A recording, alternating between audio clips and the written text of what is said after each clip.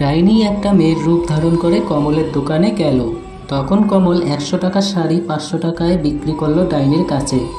ডাইনি বাড়ি গিয়ে দেখে কমল 100 টাকার শাড়ি 500 টাকায় বিক্রি করেছে এবং ডাইনি কমলের কাছে ঠকে গেছে। এর বদলা নিতে ডাইনি পরদিন সকালে কমলের দোকানে আগুন ধরিয়ে দিল তার জাদুশক্তির দ্বারা।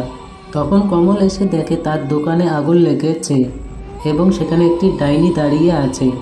ডাইনি তখন কমলকে বলল, তুই 100 টাকার শাড়ি 500 টাকায় বিক্রি করিস, আর মানুষকে রোজ দিন তুই এভাবে ঠকাচ্ছিস, তাই এটা তোর পাপের শাস্তি।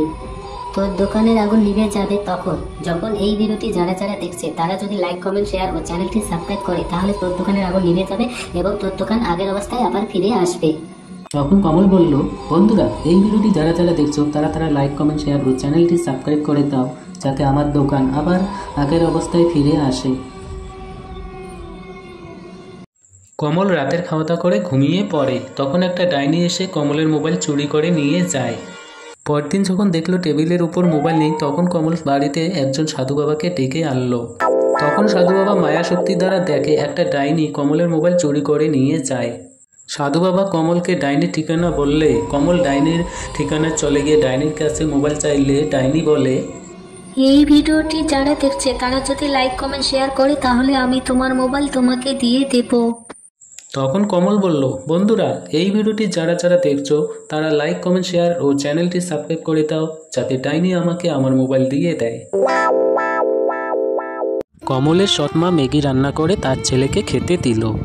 তখন কমল সেখানে আসে আর মায়ের কাছে ম্যাগি খেতে চাইলে তখন কমলের সৎমা বলে, বেঁচে থাকতে তো নিজের মাকে খেয়েছিস, এখন কি আমাকে খেতে চাস?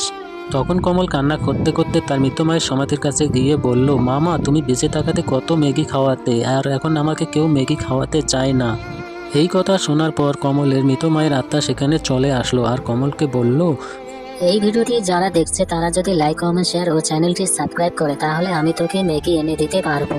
তখন কমল বলল, বন্ধুরা যারা এই ভিডিওটি দেখছো তারা সবাই মিলে লাইক, কমেন্ট, শেয়ার ও চ্যানেলটি সাবস্ক্রাইব করে দাও, যাতে আমার মা আমাকে ম্যাগি এনে দেয়।